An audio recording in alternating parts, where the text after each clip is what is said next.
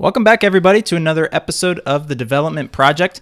I want to start this episode by congratulating ourselves for a huge milestone with our last episode, episode 11. That got over 100 listens over the weekend, which is really huge for us. I think our next highest was something like earlier. I think it was the episode 4 about the CrossFit Games. It was like 75 or something like that. But that was huge for us. So thank you to everyone who listened to that episode. If you're just catching us for the first time, make sure you go back and listen to that one. It was really, really cool. Yeah, and also a huge thank you to Bran, Abel, and Sydney. We really enjoyed getting to talk with them, and quite frankly, one of the coolest moments was actually talking off air with them. We got to know them better. Specifically, Sydney, it was just so cool for him to open up and really let us in on the journey that he's been through. I think everyone got a lot of good stuff on air, but I think we got some even better stuff off air. So just really, really special. We really want to thank them for their time that they took. Some of them took it over the weekend, which is always, time that most people want to rest and recover. But for them coming in, that was extra special and something that I think we're going to cherish for a really long time. Yeah, cool. So today's episode, we're going to continue with our nutrition talk that we had a couple of episodes ago. To start, I think you told me something really cool today when I got here about nutrition that I think is going to help us segue into the topic of discussion, which is supplements, but it relates to relationship with food and sort of how you view your fueling for training and all that kind of stuff. So go ahead and share with that. Are you talking about when I was making my lunch? Yeah. Okay. So all I was really alluding to was, as I've actually become a healthier person, it's actually more important to understand that sometimes, for lack of a better term, I kind of get anal about, what I eat when I eat. And sometimes, again, we use this word a lot, but giving ourselves grace and understanding that, if fortunately I'm in more of a performance level training right now. And I don't like to let people think you can eat what you want, but I can be a little more lax. But the one thing that's always important, regardless of what you're doing, is focusing on your macronutrients, which is your protein, carbs, and fats. And so all I was alluding to was I was telling Caden that unfortunately, and Wednesdays and Thursdays are always really common for us. That's when we are short on groceries or we haven't had time in the week to go get another grocery run.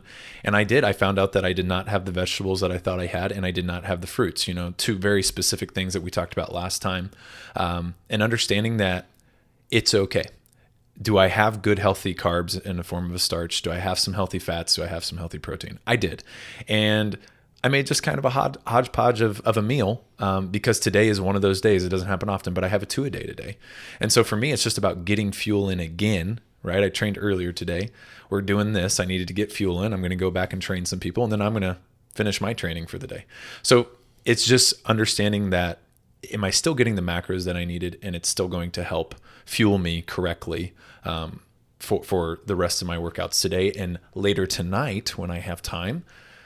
It doesn't always work this way, but I'm just going to kind of backfill the fruits and vegetables that I think I should still need.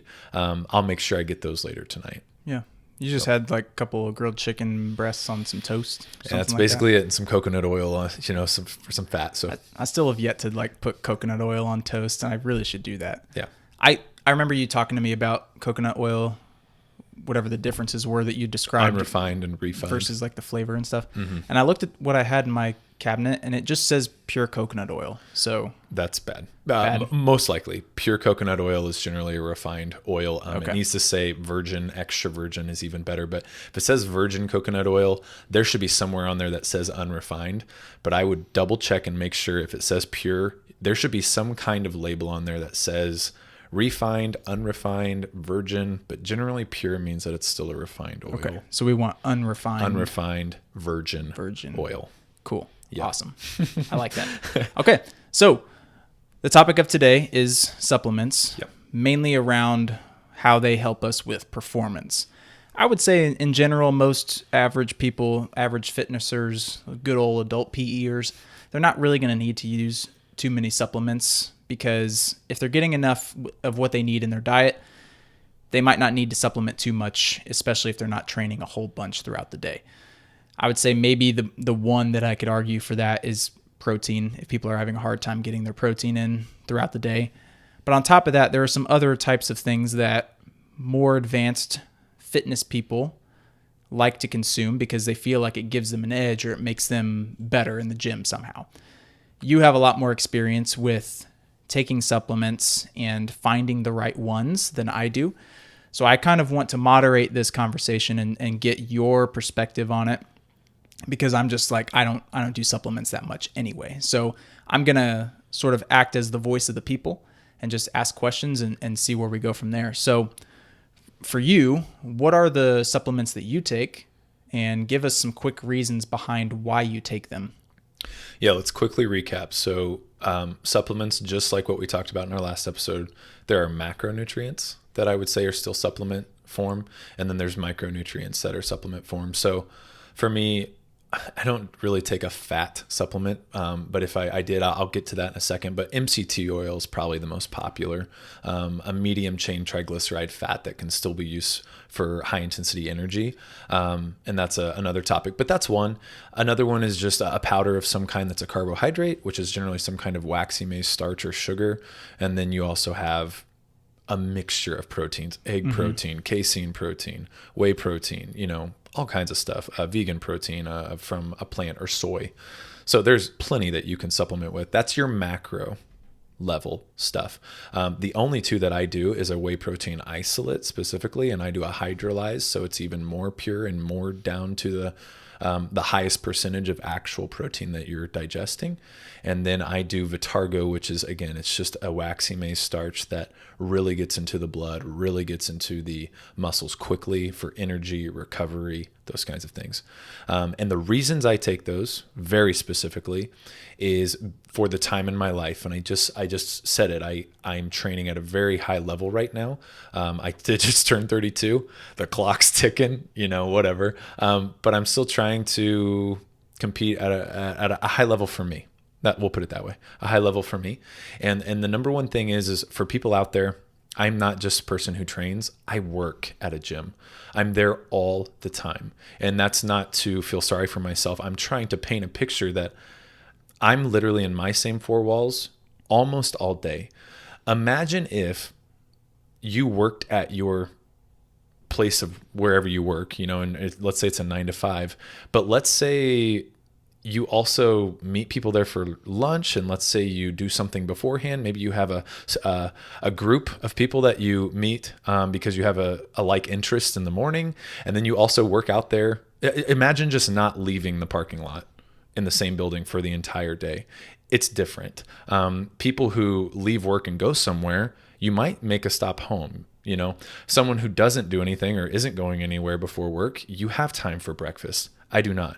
And what I'm trying to say is another reason why I take supplementation form is one, yes, because of performance. It's quick to get in, and sometimes getting in the amount of calories that I need, which is 4,000 plus sometimes, that is literally uncomfortable in certain situations. I can't get that much whole food in without literally being like, this is no fun. I don't enjoy this anymore. Yeah.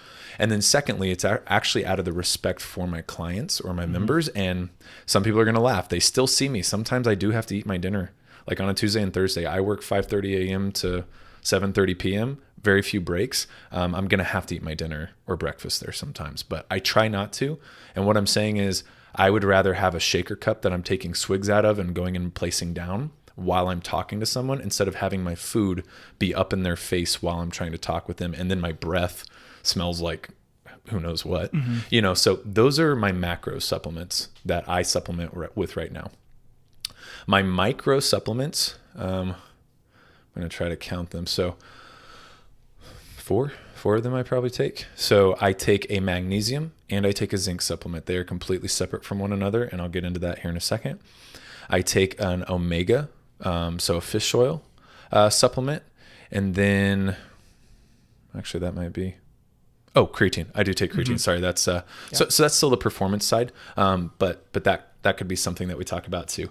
So creatine, let's just talk about that one real quick. So basically that's what actually provides fuel in the form of water in my muscles for power and energy. And so I can do things longer and basically just help my muscles stay hydrated and not dying out. I guess that's the words I want people to kind of like picture is like not using creatine sometimes, like literally your muscles can just die out during a workout, and it just provides that endurance and that energy a little bit more. So that's why I take creatine. If you want to talk about that a little bit.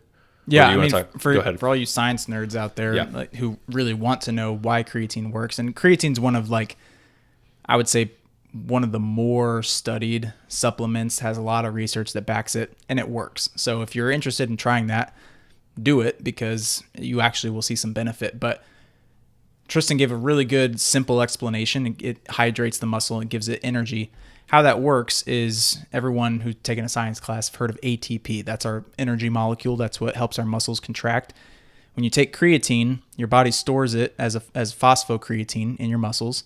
And that's basically an extra phosphate that ADP, which is the level down from ATP, can grab, turn into ATP, and then hydrolyze and produce energy. And a byproduct of that is water, and that's what helps to hydrate your muscles. So if you want to take creatine, I don't think there's any specific loading phases that people talk about much anymore. I think a lot of different studies. It's like 5 grams a day or something like that. It doesn't even matter when you take it. Here's what I would say on that is, more importantly, less than a loading phase. 2 things, and I'm actually going to get into one of these supplements. More or less, if you just want to make sure creatine is loading quickly and correctly, try to always take it with some type of carbohydrate, and if at all, a fish oil. So those things can actually help load it and get it into the bloodstream faster and work a little bit quicker. So it spikes, right? It's blood sugar, it's insulin, those kinds of things. So it can help. But wasting your money to do 10 to 15 grams for 2 weeks, a month. I'm sorry, but that's someone who was trying to sell something long ago. It caught on. 5 grams a day, 3 to 5 grams a day, you're going to be just fine. Yep. So creatine, that's my other one. Now, my other 3 kind of big ones is, again, magnesium and zinc. And I've pulled this up, and it's so important. I don't want to miss anything. I'm going to read off this, and maybe Caden, for our video, you can actually kind of list out as I speak. But I'm going to talk about all the benefits of why you should take magnesium and zinc. And then I'm going to tell you what kind of magnesium and zinc you should be looking for, and the one that's most popular that is not what people should be buying. Okay. So just literally a list. Helps us with our sleep. Muscle cramps or excessive soreness, it can help with those things. If you're overwhelmed by stress, it helps bring down cortisol, things like that. People with depression, it helps with neurological things and things in the brain.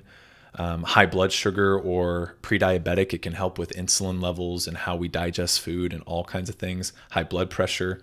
If you're having trouble focusing, again, going back to the brain, tryptophan, all those different amino acids that help the brain, like magnesium and zinc, are direct precursors into helping those things, the body use those things better. If you have bad digestion or constipation, there's metabolic things that it can help with. So tons of things, to say the least. Then we get into even more things. So like performance, right? We've talked about this before. Testosterone, things that help the body produce more testosterone. So therefore, a lot of people are going to help this. This literally helps with belly fat. The more testosterone someone can produce. And ladies, just so you know out there, don't be afraid of testosterone. The body's going to do what it does. This is not some testosterone booster or HGH or anything like that. That's not what I'm saying. It just helps regulate testosterone in the body and make sure that you're having your even levels. Normal levels. Yeah. So this is going to help with recovery. This is going to help build muscle faster. This is going to help with digestion, as we already talked about, but that can directly correlate to how we digest foods. And that's what could potentially help with belly fat. Because when we start building up too much estrogen, we start storing foods as fat, whether they're a fat, protein, or carb. That's what starts to happen. And since we just talked about cortisol, right? Stress. If magnesium and zinc can help bring stress down, cortisol won't be high all the time, and therefore, if cortisol is not high all the time, we won't, again, be turning things that should be turning into other things like energy. Instead, we're storing them as fat, and it just things like that. See if there's anything else. Already talked about that. It is maximizing your protein synthesis. So we kind of talked about this with our amino acids last time. So again, the misnomer that, I have to take 40 to 50, what'd you say, 2 scoops, bro? Is that what you used last time? Yeah. So again, like understanding that for a lot of females, 15 to 20 grams every 2 to 3 hours, even up to 4 hours. That is really all you need, as long as your body is a body that can process those things. And it's just saying that magnesium and zinc can help with that. You don't need so much protein all at once in short amounts of time. Gentlemen, most of the time, 20 to 30 is about all you need every 2 to 3 hours to make sure that muscle's still building. So a lot of times what I've done instead is, I know there's the debate of like casein protein right before bed. So all this stuff. Well, instead I take magnesium and zinc, mostly because it helps me sleep better. But I know if I'm getting a deeper and better sleep, then my testosterone and my DH levels are going higher. And that is what's producing and restoring my muscles while I'm sleeping. I don't need to be taking 25 to 50 grams of protein necessarily before bed. I would rather my body naturally produce the things that it needs to build that than always having to buy expensive supplements and stuff like that. Not to mention taking magnesium and zinc, we've just talked about it. It's got a lot of benefits. It's not just growing muscle. Not just growing muscle, yeah. Saves your wallet a little bit too. Absolutely. So that's why I take magnesium and zinc. Now, be very careful out there. So the one that is the most popular, and it is the cheapest, is an oxide. So a magnesium oxide or a zinc oxide. The reason you shouldn't be taking that is kind of like the proteins that we talked about, right? Like, it's okay if you want to eat soy. It's okay if you want to eat that, but they're losing some of their value because, again, they don't have all the amino acids that we talked about. Oxides are free radicals. And so the way that your body absorbs them, and more importantly, retains them, holds on to them, they leave the body quicker, and they don't do everything that they should do. So all I'm telling you is look for chelated magnesium and zinc. They're more bound, and there's more amino acids inside of it, and it can retain in the body better, and the body absorbs it a lot easier. So those are the things that I would really recommend to people. Do your research, look up chelated amino acids and understand what those are before you go to a vitamin shop or GNC or wherever it is that you get your supplements. Really, my last one is fish oil. I mean, it's very important to me. And before I even get into the numbers, understanding that, especially for us Midwestern people, right? We're not by the oceans. We don't really have good access specifically to fish and things that have a lot of omega-3s in it. Now, there's still some things. Eggs have good omega-3. I'm not going to get into the whole organic thing, but naturally, yes, some organic foods, meats, will have a little bit higher ratio of omega-3s. But a study was done a long time ago, and it's talking about people who live more on the islands, and that they have almost a 15 to 20 year increase in age. Like, they die old, right? And the number one study showed that they almost had a 1-to-1 omega-3 to omega-6 and 9 ratio of fats. And omega-6 and 9s come from our nuts. They come from avocados. They come from oils. They come from meats. That's a lot. That's all we eat here. So that's to say that if they had a 1-to-1 ratio, that's just how much fish they were able to eat to offset that. And all the things I just talked about, belly fat, the way that we regulate food, digest food, all those things, like having a better 1-to-1 ratio, super important. But the most important is our heart health, our cardiovascular health. And that was the thing that their numbers were off the charts in a positive way. In North America, we are 1 to 12. Oh, man. And who is the leader in cardiovascular disease? America, North America. Yeah. So that should tell you a whole lot. It's not to say that red meat is bad. It's not to say poultry is bad. It's not to say meats are bad. I just told you, walnuts are about the only nut out there that even has a decent amount of omega-3s. All your other nuts, nothing. Your lentils, things that you're getting fats from, avocados are all 6 and 9s. It doesn't mean they're a bad fat. All your oils, I just talked about it, coconut oil. Canola oil does, but it's a man-made. Yeah. I mean, so that's another argument. But the point is like, that is why I supplement, because I used to be better. I used to buy a lot of fish, but it's just not the most fun and easy thing to cook. I try to make a point when we go out to eat to get more fish, but every single day I take anywhere from 2 to 6 grams of omega. And I used to be a little more strict about it, but I would say that my levels are about 1 to 3. There was a time I was really geeked out, and I really wanted to know kind of what my grams of fat were per, and that's about where I was. I don't think I'm necessarily there anymore. I'm probably more like 1 to 5, 1 to 6. But I just told you, in a world where, or North America, when we're 1 to 12 and we're the leaders in cardiovascular disease, I feel pretty good about myself when I can say like, okay, I'm half that at least, and I exercise, and I still eat a lot of other things. I mean, our omegas are not the be all end all thing. And it's not the culprit either. No. The reason that we're so high in that category is part, in fact, to the I'm trying to think of what I want to say. Most of us eat a lot of like quick meals. Sure. Like frozen stuff, fast food. People are more about convenience in the United States and less about taking the time to actually cook your meals and have whole foods. So that adds to it, but definitely like keeping the omegas to a proper level for all of that is important too. Now, is there, like with the oil, like with the coconut oil, are there different forms of fish oil that you need to watch out for buying, or is on general, is everything pretty much the same? So I'm going to try to keep this simple. You should always turn around your fish oil and you're looking for, I really hope I don't butcher this, EPA and DHA. Those are your 2 omega-3s that you actually care about. They're the best ones. It's kind of like we talked about amino acids. There's other omega-3s out there, but they're not as strong as, like we talked about, the amino acids, the branched chain amino acids. EPA and DHA are the most important. And even more so, I would just say be very careful, but make sure EPA is higher than DHA. If you can find a fish oil that EPA is even almost 2 to 1 of DHA, and then more importantly, the entire amount of fat in that pill, over half of it needs to be EPA and DHA combined. Okay. Because you will go get pills that have like 2 grams of fat in them or a gram of fat, but like 20% of it is actually omega-3 EPA DHA. But yeah, EPA is just a little bit more of a high quality oil of the omega-3. DHA is the other one. So you want those 2, and you want it to be at least 50% or higher of what you're actually consuming in that fish oil pill. Cool. Yeah. So it sounds like with performance, the big ones that we're thinking about are making sure you get a fast acting carb. You're getting maybe creatine if you want to do creatine. And then if you can't get your protein in with your food, do a protein supplement, something like that. But also make sure that you're getting the right fats in fish oil and things like that. Yeah. Let's talk about creatine one last thing. So I know that one of the biggest misnomers is it's going to make me bloated. It's going to make me fat.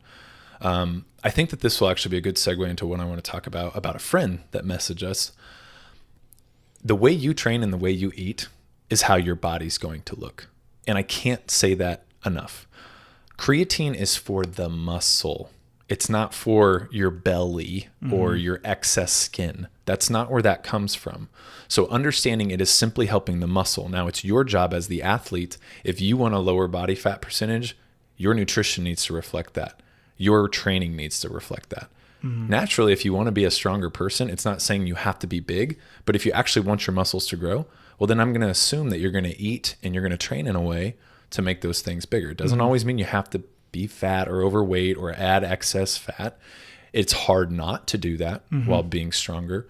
But still, it's very important. Don't blame creatine for how you look. It's truly, how are you eating? How are you training? So that kind of segues a friend of ours, really, but mine, and more importantly, my wife is how I met him. Jason Wetzler.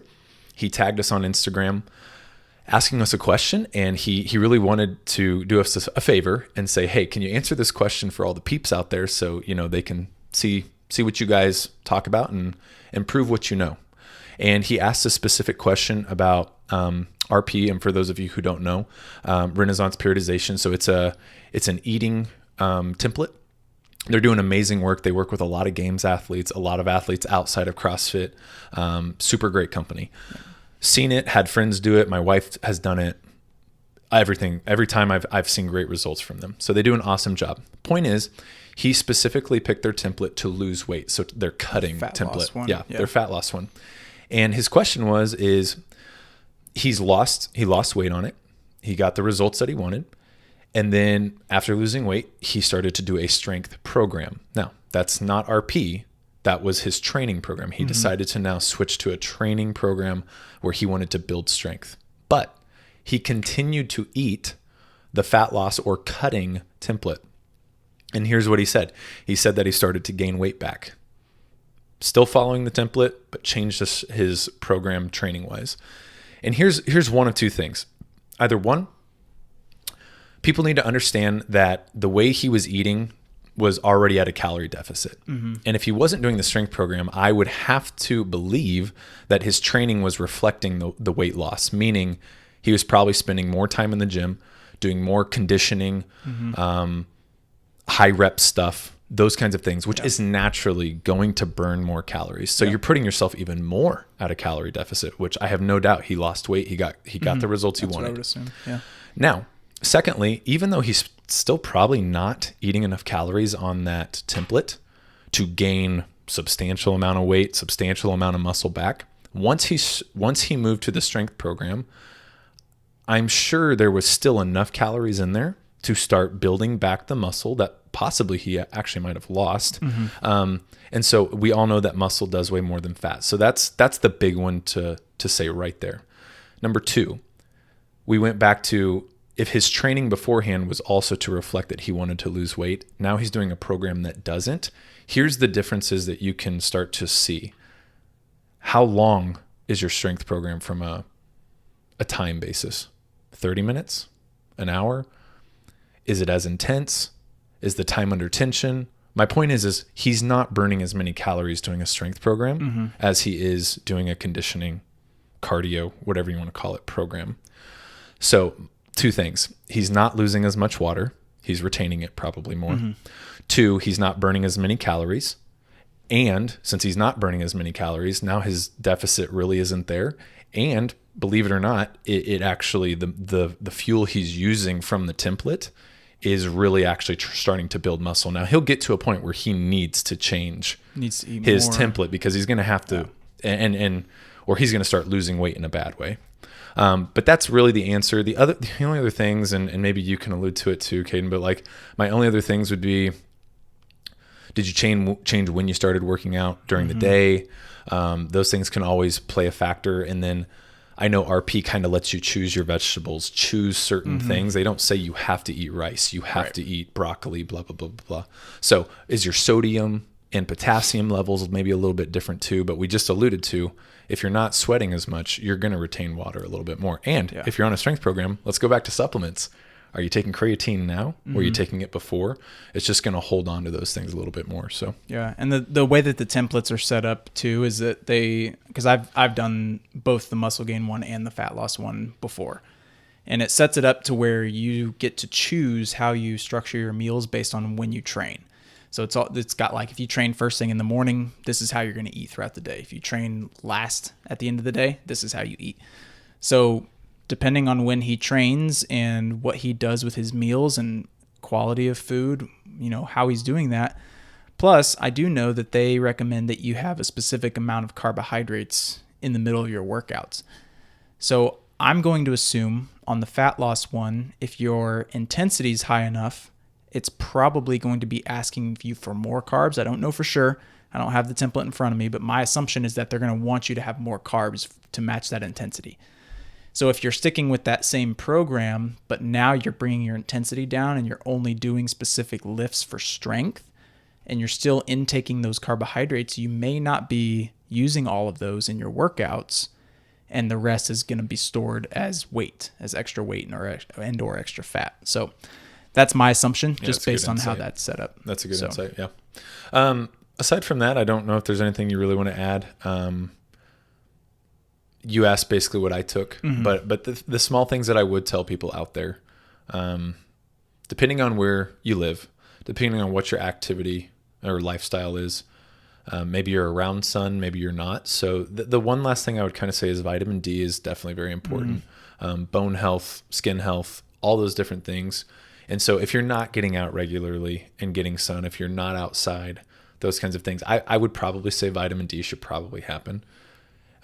Outside of that, I've actually done a lot of research, and calcium is not as much of a supplement as people think.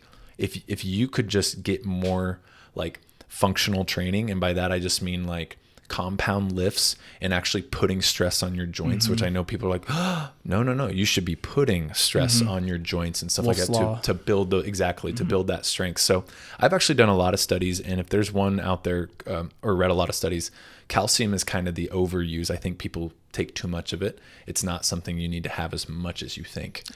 It's a good marketing tool. It's like, Yeah. drink our products because they have calcium in them Yeah. for strong bones. Yeah. Go lift something. That'll make your bones stronger. And again, I want to go back to magnesium and zinc. Look at them as like the train. Everything gets on board. They take you on the trip you need to go on. So again, all these small little supplements or micronutrients we're talking about, when you can start taking magnesium and zinc, your body starts digesting all those things better. Right. So it's just something to kind of keep in mind. And then my last one is, and I love coffee. It is healthy for you. I don't care what people say. It's kind of going back to the meat, everything in moderation. Okay. But caffeine, more or less, I just don't like seeing people get, what's the word I heard once from Ben Bergeron? Bamboozled. Bamboozled off of like pre-workouts and stuff like that. I'm not saying there's not good ones out there, but they're probably very expensive. And they're still probably more on the natural side of things. So I would just say don't get so caught up in pre-workout. Caffeine can be an amazing, amazing thing. I take it, but I do just take it in the form of black coffee. And it does wonders for me. I also don't get so caught up with taking it all the time. So like I know Rich, for example, has talked about this, he kind of tapers himself off. So he takes it during his training, but when he's a week or two out from a competition, he tapers off. And then he starts to use it the day or two of or before the competition. So his body's like, whoo, and it really starts to use it again. So I would just say don't always be for training purposes. Now, if you want your coffee every day, you have your coffee. But I'm saying for training purposes, don't always rely on it. It's hard, but you need to start having some training sessions if you have goals that you're trying to go to. It's kind of like we talk about with like belts or knee sleeves or wrist wraps. Those things are great and they all should be used at certain points, but don't always be so, I have to have my belt. I have to have my caffeine. Don't rely on those things. Sometimes you need to train your body to do things where you're really focusing and maybe that's going to help you focus on technique or caffeine, maybe that's going to help you really get deeper into the workout and really have to think about certain things instead of just always relying on, I feel great. My body can do anything, those kinds of things. Yeah. Cause caffeine's a stimulant. So that works in the brain. It kind of gets everything all riled up and that's what helps you have that extra energy to want to push harder in workouts. But if you're getting it from black coffee or if you're getting it from a pre-workout, you do get used to it. So if you're having the same amount over a certain amount of time, you're going to need more of that in order to get the same effect. It's just like a drug. So if you're wasting your money on tons of pre-workout and you're taking it every single time you train, you're probably getting used to it and then you're losing its effects after probably 2 or 3 weeks and then you're blowing your money. So coffee's the cheapest way to do it.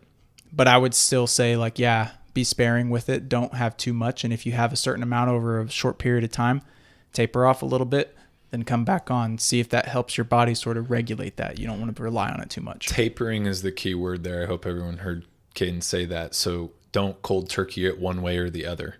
I will say if you do want to find out if you're consuming too much caffeine, I would actually tell you cold turkey one day. If you have a migraine you've never had before, that is a great indication you take way too much caffeine. You're way too reliant on it. Yeah. To be a little bit moody, that's totally fine. I think that's pretty normal. But to actually literally physically be like, my head hurts. Yeah. It's because you are so used to having your caffeine and all the time. You mix that with sugar when you drink things like Coke or Mountain Dew or any of those other terrible things.